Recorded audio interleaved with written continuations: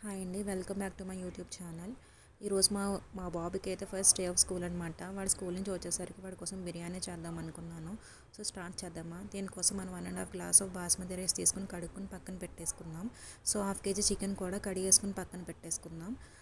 ఒక 3-4 ఆనియన్స్ తీసుకొని పొడవుగా చీల్చుకొని ఫ్రై చేసుకుందాం.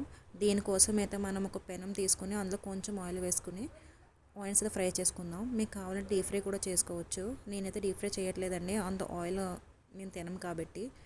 సో ఈ ఆనియన్స్ ఫ్రై అయ్యే లోపల మనమైతే చికెన్ మ్యారినేట్ చేసుకుందాం. దీనికోసం 2 చికెన్లో 2 బిర్యానీ ఆకులు, కొంచెం దాల్చిన చెక్క, 2 అనాస పువ్వులు, 2 మరాఠీ మొగ్గులు, కొంచెం జాపత్రి, 4-5 లవంగాలు, 2 ఇలాచీలు, కొంచెం కొత్తిమీర, కొంచెం పుదీనా వేసుకుని అందులో కొంచెం పెరుగు కూడా యాడ్ చేసుకోండి.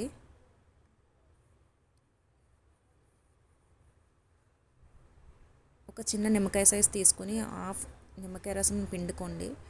సో ఇందులో టేస్ట్ సరిపడా సాల్ట్ అండ్ కారం వేసుకుని కొంచెం గరం మసాలా, కొంచెం జీరా పౌడర్ అండ్ కొంచెం ధనియా పౌడర్ వేసుకొని బాగా మ్యారినేట్ చేసుకోండి.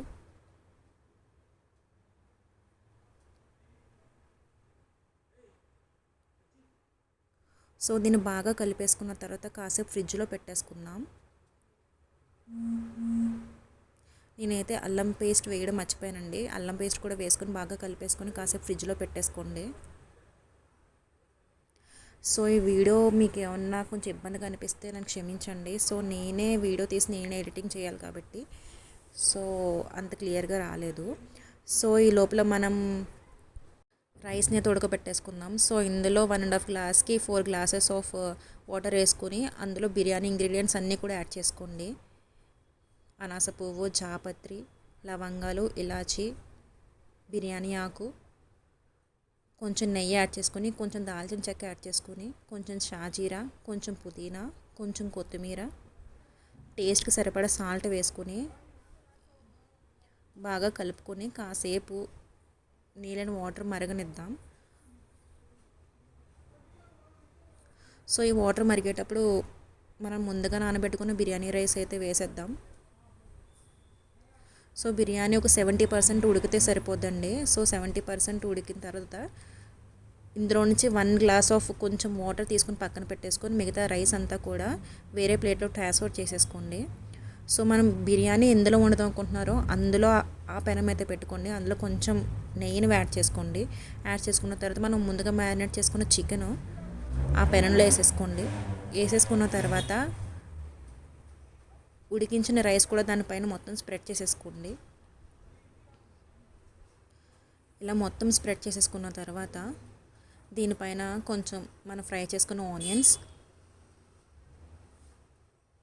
కొంచెం పుదీనా, కొంచెం కొత్తిమీర వేసుకొని నెక్స్ట్ కొంచెం ఆయిల్ ఒక చిన్న గిన్నెలో తీసుకొని వేడి చేసుకొని కొంచెం అందులో పసుపు యాడ్ చేసుకొని ఆ పసుపుని మన ఫుడ్ కలర్ యాడ్ చేయకుండా ఇది కొంచెం మంచి కలర్ ఇస్తుందండి. సో దీనిపైన కొంచెం ఇలా జల్లేసుకోండి.